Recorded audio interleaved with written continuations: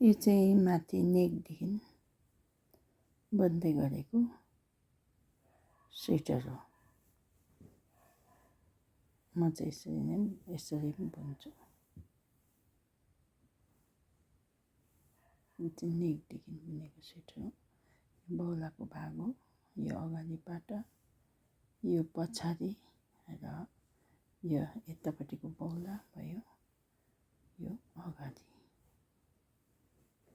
अब मन पर्यो भने चाहिँ मसँग पनि अर्डर गर्न सक्नुहुन्छ। यसरी सिधै विभिन्न तरिकाको हुन्छ।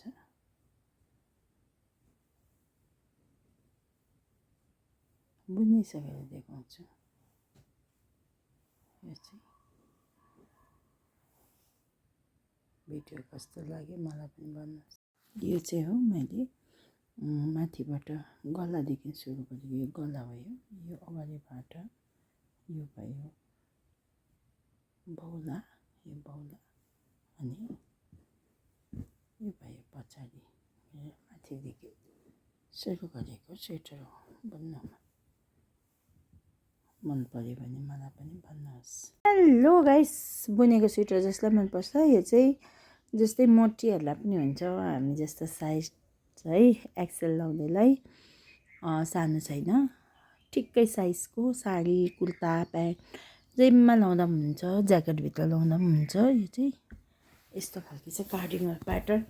अनि जेन्ट्सलाई पनि हुने, गर्ल्सलाई पनि हुने, दुइटालाई हुने है।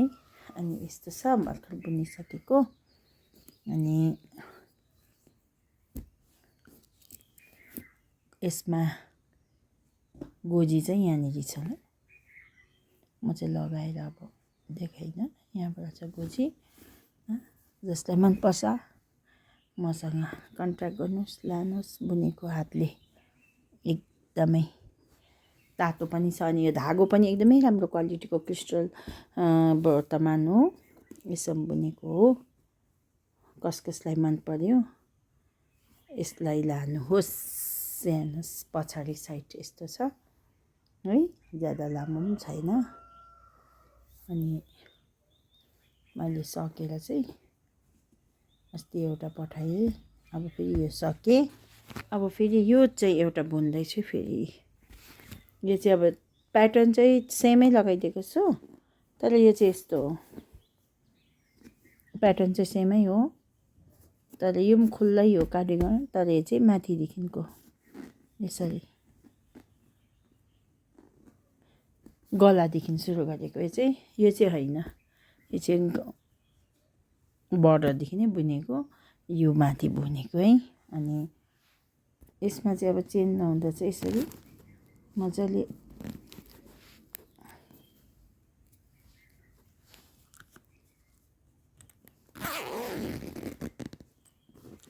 चेन लगाएपछि चाहिँ टक्कै मिल्छ।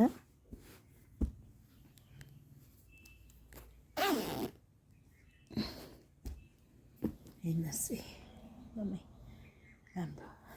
यसलाई चाहिँ फेरि यहाँ माथिदेखि थालेको है, यो टाँक लाउँदा पनि भयो, चेन लाउँदा पनि भयो। बुन्दैछु। अब यति पुग्यो। अब यति यहाँ यता बौला भयो, अगाडि फ्रन्ट साइड भयो दुइटै, यतापट्टि बौला भयो, यो पछाडि भाग है। यसरी बुन्दैछु। तपाईँहरूलाई मन परे मलाई भन्नुहोस्। यो पनि सेम धागो हो। एकजनालाई सेम मन पर्यो कि, अनि यस्तै। यो चाहिँ माथिदेखि थालेको।